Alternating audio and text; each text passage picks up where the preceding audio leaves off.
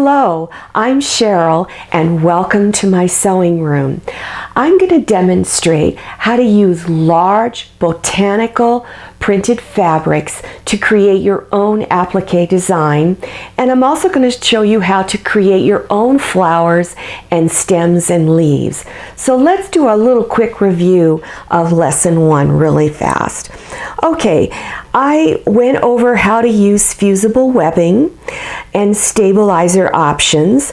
We learned how to put the fusible webbing onto a shape, whether it was a heart, a flower, or a circle, and then how to apply that shape onto background fabric. I also gave you some options for different types of applique stitching on there. Now, if you're not familiar with anything I've just said, please watch my first applique video, Machine Applique Lesson 1, for complete instructions on how to use your fusible webbing. Okay, so let's look at some large prints here. Now, large prints are really great to work with when you are doing applique. Look at all of these large flowers here, okay? You can use any one of these to put into a design and do your own decorative stitching on it. Now, when you are cutting something out from a large print, make sure you cut out at least a ½ inch away from that shape that you're cutting out. Now, here are some more options. Here's large flowers with stems and leaves of all type. Now, these are very abstract, okay? Then you have these.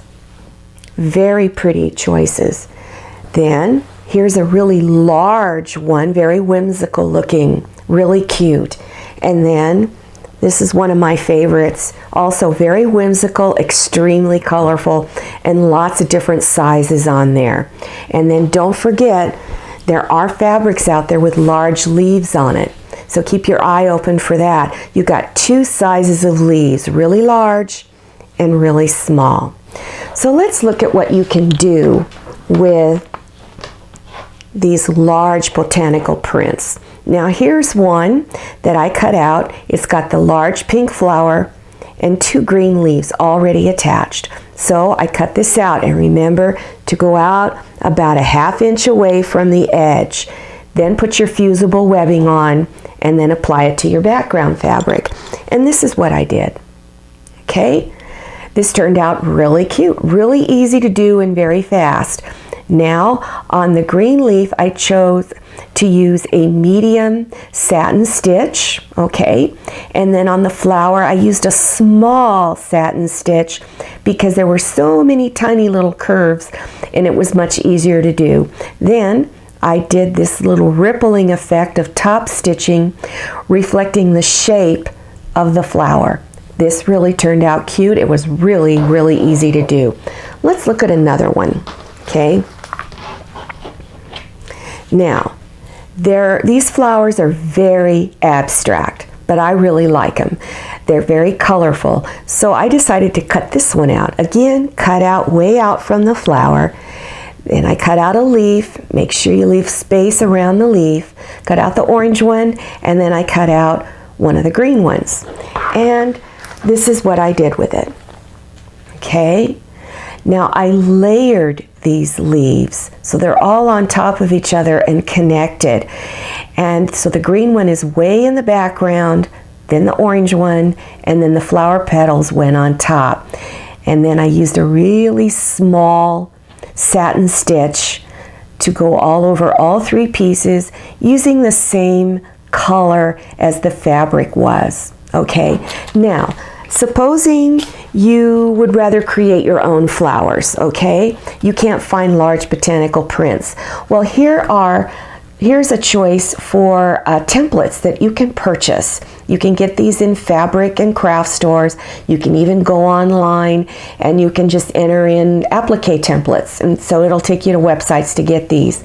But I'm going to show you how you can create your own flower that looks like this. Okay, so what you want to do is get some paper, find something round that you can trace around. This is about a 4-inch diameter circle. Trace it onto paper. then cut that circle out like I've done here. Then you're going to fold it in half 3 times, okay? So fold it once, and then fold it again, and then one more time, okay? Lining it up as best as you can so that it winds up here in this shape, okay? Then you're going to take it and you're going to draw lines, curved lines on the corner, like I did here, okay? Then you're going to cut those corners off, okay? So you're going to wind up with an ice cream cone shape, like this, okay? Then unfold it, and you will have your flower shape. Then you want to take this paper flower you've just cut out, trace it onto cardboard or cardstock, like I did here on this one. Now this is going to be much easier to work with on your project because it's a little stiffer and you'll be able to trace around it much easier, especially if you're doing multiple flowers. Okay, let's look at how to create leaves and stems. Here you go. All I did was draw a curved line, go in about 1/4 of an inch, whatever, and then came back up this way. All right, then I just drew a leaf.